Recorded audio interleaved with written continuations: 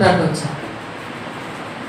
ఎప్పుడు నా మాట విన్నటువంటి మాట ప్రకారం నువ్వు నడిచినట్లయితే, అంటే నువ్వు దేవుని మాటలు ఎలా వినాలి? శ్రద్ధగా వినాలి. ఈ మాట మర్చిపోతాను. నేను ఎలా వినాలి? శ్రద్ధగా వినాలి. దేవుని వాక్యాన్ని శ్రద్ధగా చదవాలి. దేవుని పాట పాడేటప్పుడు ఎట్లా పాడాలి? శ్రద్ధగా పాడాలి. అనేక రోగాలు బాగయ్యే రాగాలతో పాడాలి. అంటే వారమంతా మనం ఏం చేయాలి? పాడే పాటని ప్రాక్టీస్ చేసి రావాలి. ఇక్కడికి వచ్చిన తర్వాత నేను పాడటానికి మన లతా మంగేశ్వరం కాదు, ఎస్పి బాలసుబ్రహ్మణ్యం కానీ పాట ఒక తీరు ఉంటే మనం ఒక తీరు పాడుతూ ఉంటే కొట్టేటోళ్ళకు ప్రాబ్లమే, వెనక వచ్చేటోళ్ళకు ప్రాబ్లమే. అవునంటారా కాదంట? అంటే నీకేం లేదు, నేను దేవుని మందిరంలో పాడవలసినటువంటి పాట ఎంత శ్రద్ధగా నేను నేర్చుకున్నాను అన్న భయం లేదు నీకు. అందుకే నీ ఇష్టం ఉన్న చచ్చి పాడుతున్నా. నువ్వు ప్రార్థన చేసినప్పుడు నీకు నువ్వు ఏ అంశం వరకు ప్రార్థన చేస్తున్నావో జ్ఞాపకం ఉండాలి. ఏం పాట పాడతావు అనుకున్నావో దాన్ని కూడా శ్రద్ధగా నేర్చుకొని రా. అర్థమవుతుందా? ఆరాధించేటప్పుడు ఎట్లుండాలి? నిర్లక్ష్యంతో ఉండదు. దేవుడు నిన్ను ఆత్మతో సత్యముతో ఆరాధించాలి అన్నాడంటే నీవు దేవుని ఆత్మతో మిళితమయ్యేలాగున నీ మనస్సంతా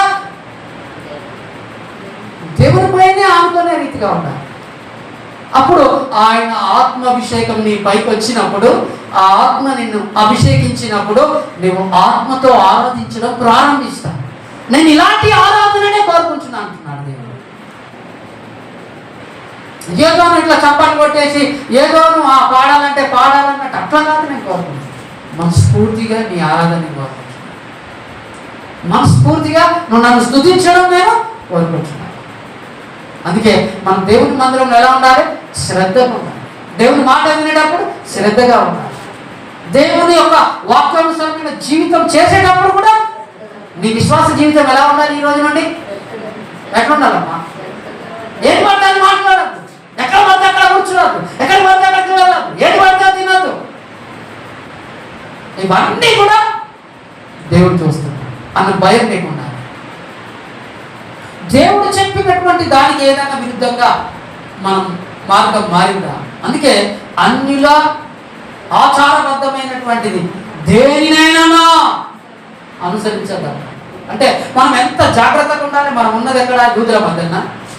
ఎక్కడ ఉన్నామమ్మా? అన్యుల మధ్యలేమా? అంటే ఈ అవకాశం ఉన్నదో దేవునికి తెలుసు. అయ్యో నేను తెలియకుండా చేసిన ప్రభావ అనడానికి అవకాశం లేదు. ఎందుకంటే ఈ రోజు వరకు ఈ మాట మేము వెళ్ళేవు కనుక. ఇప్పుడు దేవుడు చెప్పింది కదా, వాళ్ళు చేసే విషయము ఒకసారి గ్రహించు. అవి నువ్వు వాక్యానుసారంగా చేయదగినవా కాదా, ఉండదగినవా కాదా, 1కి 10 సార్లు ఆలోచించి నీ అడిగి. ఎందుకు? ఎడమకైనాను కుడికైనాను తొలిగావా? ఆయన కోసం సిద్ధపరిచిన 7 దారులలో నువ్వు ఏ దారి పోతావో తెలియదు. వాస్తవానికి ఆ 7 మార్గాలు ఎవరి కోసమో? సాతాను కోసం కదా. నువ్వు కనుక తొలిగిపోయినావా నా మార్గంలో నుండి, వాడికి ఇష్టపరిచిన మార్గంలో నువ్వు పడి నువ్వు ఎటుపోతావో నీకే తెలియదు. అర్థమైందా? అన్ని దారులు ఒకటే కదా, అంతా ఒకటే మార్గమే కదా, అయ్యే సిమెంట్ రోడ్లు కదా, అయ్యే కంకర రోడ్లు కదా అంటే కుదిరేది. ఆ రోడ్డు నిన్ను ఏ గమ్యానికి ఏరుతున్నదో నీకు తెలియాలి. అందరు పోతలేరా నేను పోతా కదా, అందరు చేస్తలేరా నేను చేస్తా కదా, అందరు వేరు నువ్వు వేరు. అదే ఇక్కడ నువ్వు నేర్చుకోవాల్సిన పాఠం. అర్థమవుతుందా? నా దేవుడు నిన్ను అంటున్నాడు, నిన్ను జనులందరిలో ప్రతిష్ఠిత జనం చేశాడు. అంటే అందరిలో నేను ప్రత్యేకంగా చేసుకున్నాడా లేదా? మనం అందరి లెక్కల గొర్రెలు 99 గొర్రెలు ఎట్లా? నీకంటే ఒక ప్రతిష్ఠ ఉండాలా లేదా? నీకంటే ఒక ప్రత్యేకత ఉండాలా లేదా? ఏమో మరి ఎందుకంత గుడ్డిగా పోతాను, గుడ్డిగా వెంబడిస్తాను, జనాన్ని చూస్తాను. నువ్వు చూడాల్సిందే వాళ్ళని. అవునా కాదు? నువ్వు దేవుణ్ణి చూడాలి, జనాన్ని కాదు. నువ్వు దేవుని మాట వినాలి, మనుషుల మాట కాదు. నేను మనుషుల మాటల చేత కనుక నడిచినట్లయితే ఏదో ఒక రోజు నువ్వేమైపోతావు? దేవుని మార్గం నుండి తొలగిపోయి దేవుడు దీవించవలసిన దీవెన ఆశీర్వాదాలన్నిటికీ దూరం అయిపోయి. అర్థమవుతుంది? నీకంటూ ఒక ప్రత్యేకత ఉండాలి. దేవుడు నీకంటే ఒక నియమాన్ని నియమించాడు. నువ్వెవరివి, నువ్వు ఎక్కడికి వెళ్తున్నావు, నీ దైవజనులు ఎవరు, నువ్వు వింటున్న ఉపదేశం ఏంటిది, నువ్వు నేర్చుకుంటున్న క్రమం ఏంటిది, నువ్వు బ్రతుకుతున్న స్థితి ఏంటిది. ఇంతే. ప్రతి దాని విషయంలో నీకంటూ ఒక జ్ఞానం కలిగిన ఆలోచన ఉండాలి.